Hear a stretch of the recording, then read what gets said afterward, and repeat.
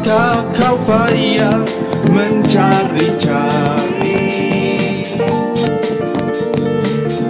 Apakah kau payah berkeliling? Bawalah sekarang segala susahmu pada kaki Yesus, serahkanlah. Serahkanlah, serahkanlah, serahkan pada Yesus segala beban yang menindih hidupmu. Serahkanlah, serahkanlah, serahkan pada Yesus. Dia akan ganti segala duka menjadi suka.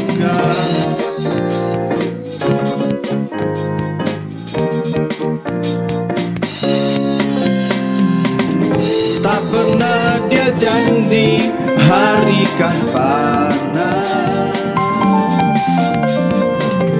dan tak pernah dia janji pasti akan hujan.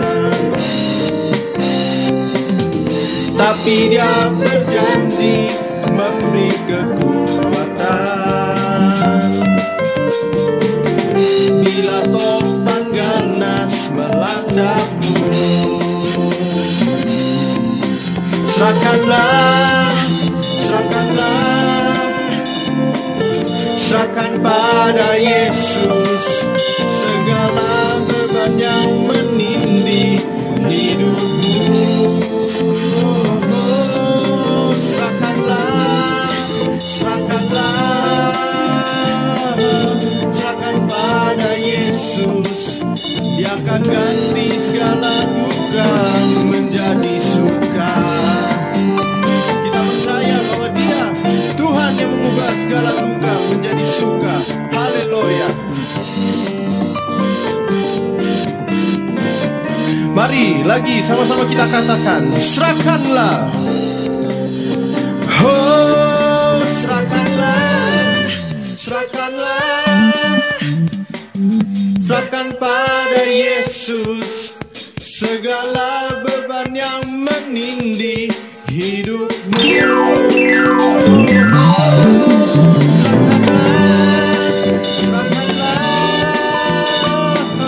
Serahkan pada Yesus. Dia akan ganti segala duka menjadi suka. Dia akan ganti segala duka menjadi suka. Dia akan ganti segala duka menjadi suka.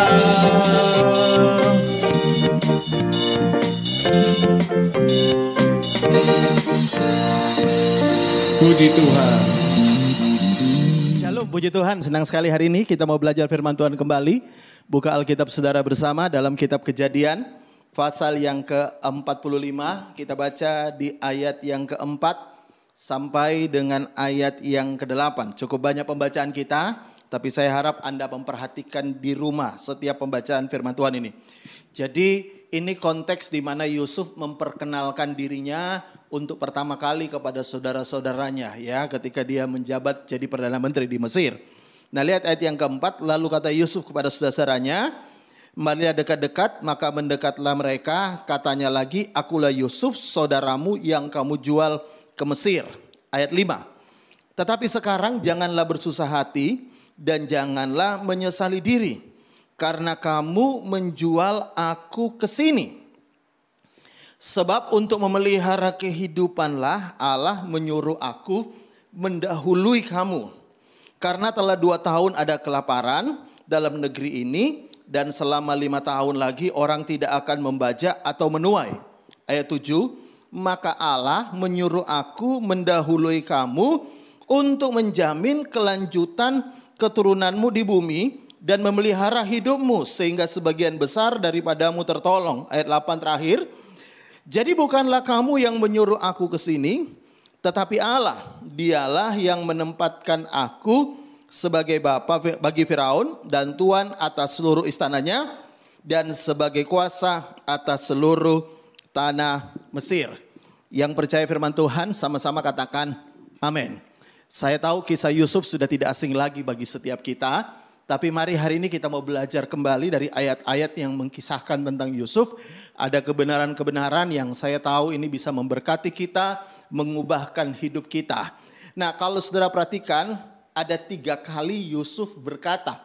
Di ayat yang kelima dia berkata, Tuhan yang menyuruh aku mendahului kamu.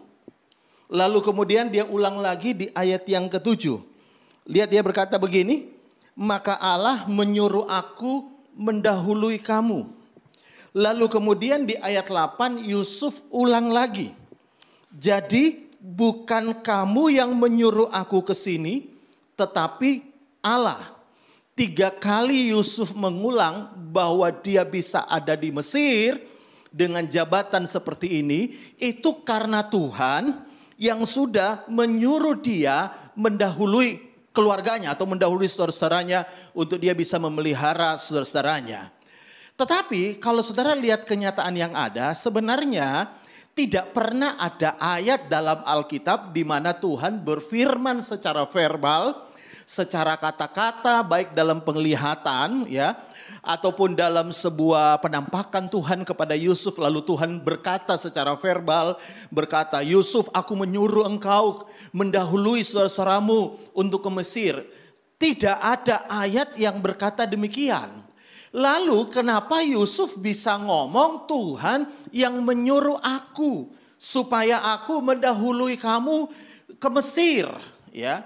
Padahal kalau saudara tahu pada kenyataannya kita mengerti begini, bahwa yang membuat Yusuf itu ada di Mesir itu bukan karena Tuhan yang menyuruh, ya kan? Bukan karena Tuhan yang menyuruh Yusuf supaya pergi-pergi sendiri ke Mesir, bukan. Tapi kalau saudara tahu bahwa Yusuf bisa ada di Mesir itu karena panjang ceritanya, long story ya. Karena dimulai dari saudara-saudaranya masukkan dia ke sumur lalu menjual dirinya sebagai budak dan akhirnya Yusuf berakhir ada di Mesir. Perhatikan ini, kenyataannya Yusuf ada di Mesir karena dijual oleh saudara-saudaranya jadi budak lalu berakhir di Mesir. Ya itu kenyataannya. Tapi perhatikan ini, kenyataannya boleh seperti itu, tapi cara pandang Yusuf melihat kenyataan itu berbeda dengan apa yang terjadi, ya. Dia tidak pernah berkata, ini gara-gara kamu jual aku ke Mesir. Ini karena kamu menjual aku ke Mesir jadi budak, maka hari ini aku ada di Mesir. Tidak. Tapi justru Yusuf melihat dengan cara pandang yang berbeda, dengan interpretasi yang berbeda, dengan perspektif yang berbeda, dia berkata, aku ini bisa ada di sini itu karena Tuhan yang menyuruh aku. Jadi dengarkan baik, kenyataannya dia dijual oleh saudara-saudaranya, tapi Yusuf tidak melihat kenyataan itu sebagai sebuah kebenaran dalam pikirannya, dalam hatinya, tapi Yusuf melihat itu sebagai di mana Tuhan menyuruh dia untuk dia ada di Mesir. Nah, sebenarnya kalau saudara perhatikan, inilah sebenarnya kunci kekuatan yang luar biasa dari Yusuf, ya. Saya tahu tidak mudah jadi Yusuf, dijual oleh saudara-saudaranya, dimasukkan sumur lebih dulu, dijual, lalu difitnah, lalu dia dilupakan. Tidaklah mudah untuk Yusuf mengalami masa-masa sulit selama beberapa waktu yang lalu.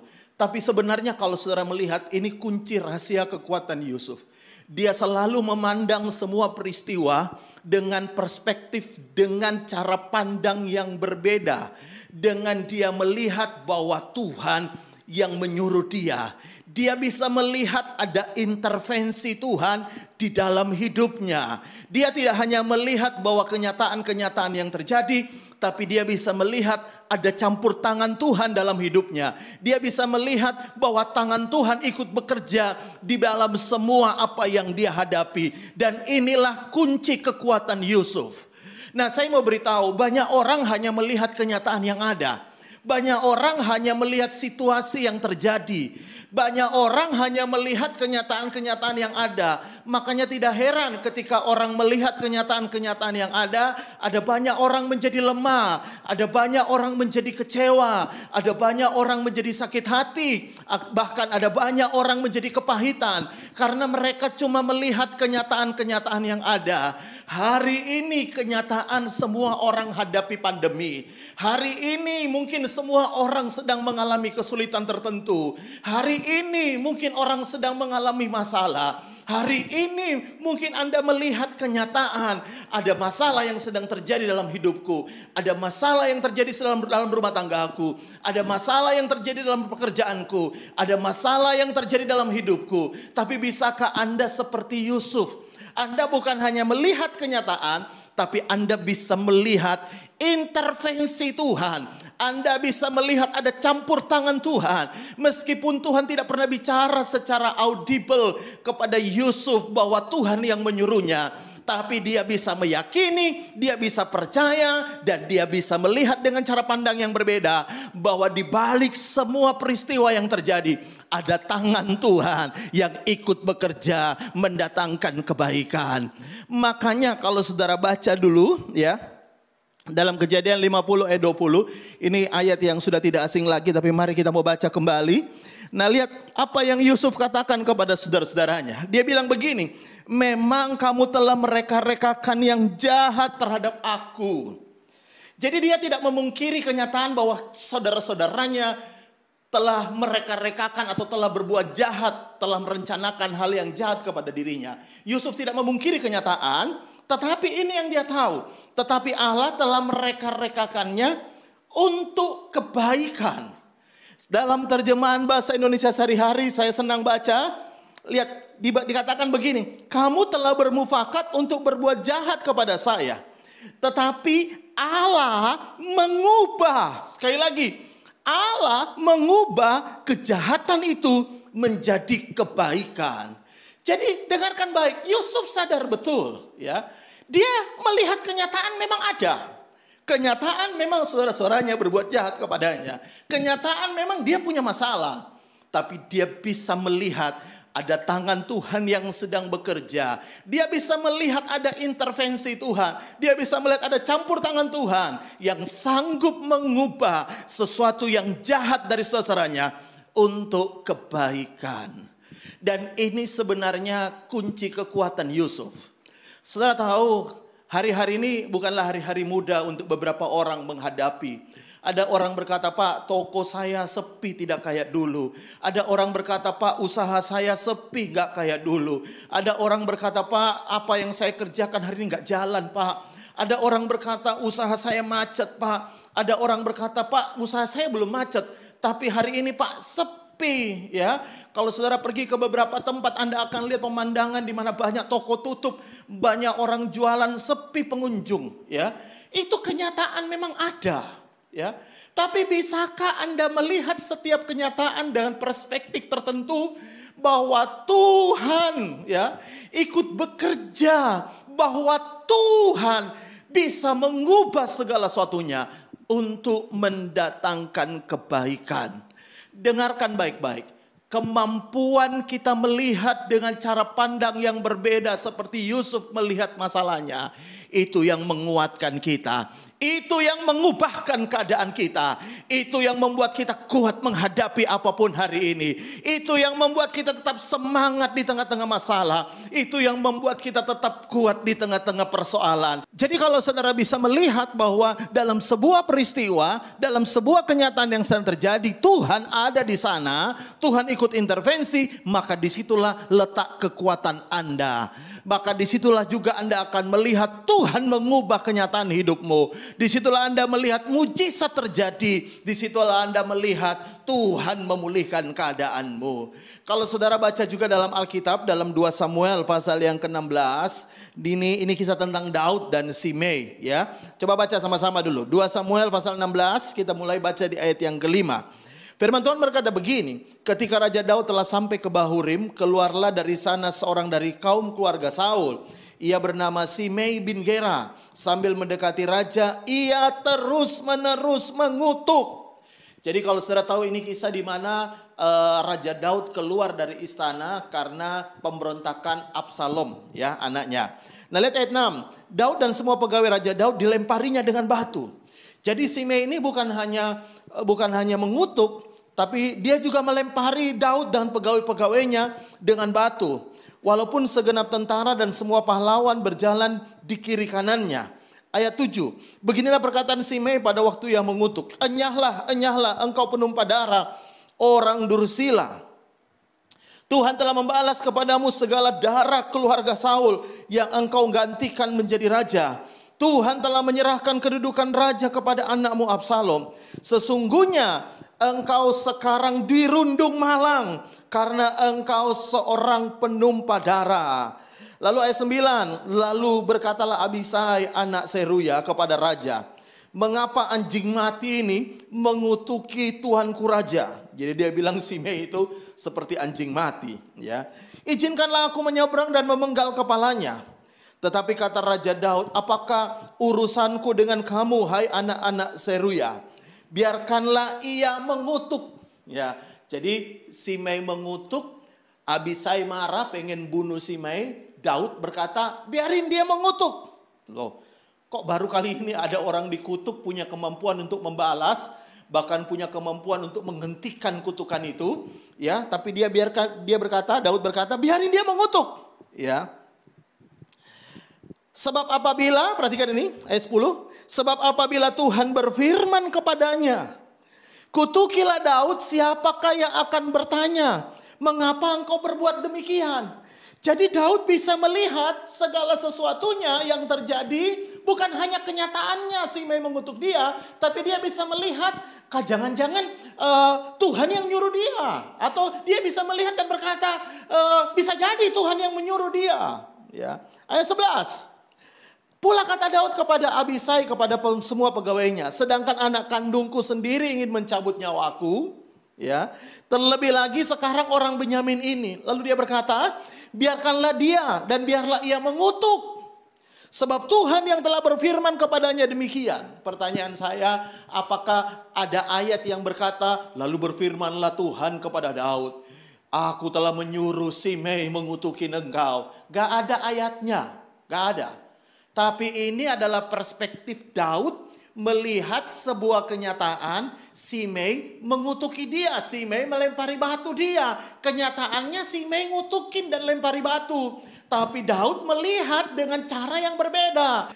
Lalu dia berkata, lihat ayat 12. Mungkin Tuhan akan memperhatikan kesengsaraanku ini dan Tuhan membalas yang baik kepadaku sebagai ganti kutuk orang itu pada hari ini. Jadi Daud tidak membalas, Daud cuma berdoa biarlah semua kutuk itu diganti Tuhan jadi berkat. Bukankah ini mirip dengan Yusuf, ya? Yusuf berkata, Tuhan mengubah yang jahat jadi baik. Hari ini Daud berdoa, Tuhan mengubah kutuk jadi berkat. Kalau hari ini engkau berkata, Pak, saya dikutukin loh Pak sama mertua saya. Dikutukin jadi apa? Jadi kodok. Pak, saya dikutukin Pak sama mertua saya. Saya dibilang sial Pak. Saya nggak bisa kerja Pak. Saya dikutuk Pak bahwa saya akan nggak bisa sukses Pak. Pak, suami saya ngutukin saya, istri saya ngutukin saya, ipar saya ngutukin saya. Ada juga mungkin orang berkata, Pak, bos saya ngutukin saya. Bahkan mungkin ada yang berkata, pendeta saya ngutukin saya. Bahkan ada pendeta yang ngomong, Pak, jemaat saya ngutukin saya Pak. Ya, mungkin ada yang ngomong begitu, tapi jemaat OFC nggak ada yang kayak gitu. Semua memberkati gembalanya. Katakan amin. Ya, tapi dengarkan baik ya. Dia bisa berkata, Tuhan bisa ubah kutuk jadi berkat. Dan dia bisa melihat kenyataan Simei mengutuk, lempar batu. Tapi dia tidak melihat kenyataan. Tapi dia melihat intervensi Tuhan di balik semua kenyataan yang ada.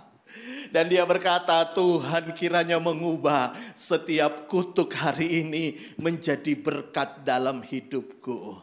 Saudara bisa lihat gak, kalau hari ini engkau mungkin dibuat jahat oleh orang lain. Engkau berkata, ya mungkin Tuhan izinkan dia lakukan itu. Ya mungkin Tuhan izinkan supaya dia melakukan itu kepada aku. Karena dia gak mungkin bisa lakukan itu kalau Tuhan tidak izinkan. Saya bisa kata amin. Kalau Kalau dia mungkin ngata-ngatain aku, ya mungkin Tuhan izinkan. Karena dia nggak mungkin bisa ngata-ngatain aku kalau Tuhan tidak izinkan. Ya, oh dia bisa lempar batu kepada aku. Ya itu karena Tuhan izinkan. Ada intervensi Tuhan di dalamnya. Ya mungkin kalau Tuhan tidak izinkan, nggak mungkin dia bisa lemparin batu aku. Tapi yang aku tahu, kata Daud, Tuhan bisa ubah setiap kutuk lemparan batu menjadi lemparan berkat. Katakan amin yang di rumah. Bisa bilang amin lebih keras. Hari ini saya nggak tahu apa yang sedang kau hadapi hari-hari ini.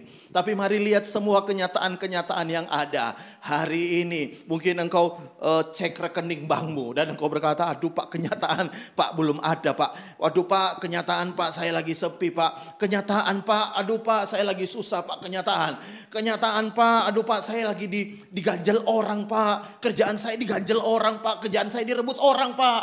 Aduh Pak, kenyataan Pak saya dikutukin orang. Hari ini engkau bilang seperti Daud, Tuhan kiranya mengubah setiap kutuk jadi berkat. Seperti Yusuf berkata, Tuhan mengubah yang jahat jadi baik. Tuhan mengubah semua kelakuan yang jahat saudaranya menjadi kebaikan. Makanya kalau saudara lihat selanjutnya, dalam 2 Samuel pasal 19 ya ayat 18. Ini kisah setelah Daud kembali ke istana karena Absalom berhasil dikalahkan lalu mati ya. Lalu Daud kembali ke istananya. Kalau tadi pasal 16, Daud keluar dari istana. Sekarang Daud masuk ke istana kembali. Lihat ayat 18. Lalu menyeranglah dari tempat penyeberangan untuk menyeberangkan keluarga raja dan untuk melakukan apa yang dipandang baik.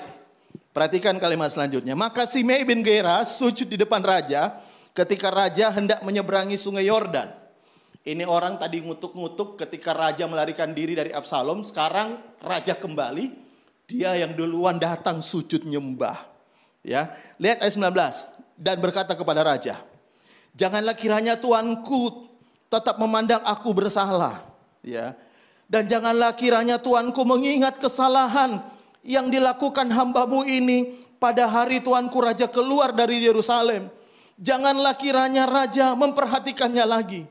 Nah, banyak orang begitu. Kalau dia yang salah, dia minta orang melupakan kesalahannya. Tapi kalau orang lain yang salah, dia nggak bisa lupain kesalahan orang lain. Persis kayak Simei. Waktu Daud, dia pikir Daud salah karena Daud sudah merebut kursi Saul sebagai raja. Dia maki-maki, dia ngata-ngatain, dia kutuk, dia lempar batu. Dia nggak bisa lupa. Dia berpikir ini semua gara-gara Daud. Tapi giliran dia yang salah, dia bilang sama Daud, Daud lupakan ya, jangan ingat-ingat salahku, jangan perhatikan kesalahanku. Menurut saya ini kebiasaan udah lama ya. Ada banyak orang kalau dia yang salah dia minta orang lain lupakan. Gak usah ingat-ingat salahku ya, gak usah ingat-ingat apa yang aku pernah ngomong ke kamu ya, gak usah ingat-ingat ya. Kalau aku pernah ngata-ngatain kamu gak usah ingat-ingat ya. Tapi giliran dia yang salah, dia ingat bahkan sampai mati ya. Nah ini kata-kata si Simei. Lalu lihat ayat 20. Sebab hambamu ini tahu bahwa hamba telah berbuat dosa. Dan hari ini akulah yang pertama-tama datang dari seluruh keturunan Yusuf untuk menyongsong tuanku raja. Dia yang pertama datang. Kenapa saudara tahu dia yang pertama kali datang? Karena dia juga takut. Jangan-jangan nanti dia dibunuh oleh Daud. Ya. Ayat 21 lalu berbicaralah Abisai anak Seruya. Katanya, bukankah Simei ini patut dihukum mati karena ia telah mengutuki orang yang diurapi Tuhan. Jadi dia berkata, ini Simei pantasnya mati. Dia udah ngutuk-ngutukin raja. Tapi lihat ayat 22. Tetapi Daud berkata, apakah urusanku dengan kamu hai anak-anak Seruya? Sehingga kamu pada hari ini menjadi lawanku. Masakan pada hari ini seorang dihukum mati di Israel? Sebab bukankah aku tahu bahwa aku pada hari ini adalah raja atas Israel? Ayat 23 perhatikan. Kemudian berkata raja kepada Simei, engkau tidak akan mati. Lalu raja bersumpah kepadanya. Wow, luar biasa nih Daud ya. Nah, dengarkan baik, ternyata semua kutuk Simei benar-benar diubah Tuhan jadi berkat. Daud kembali menjadi raja atas Israel.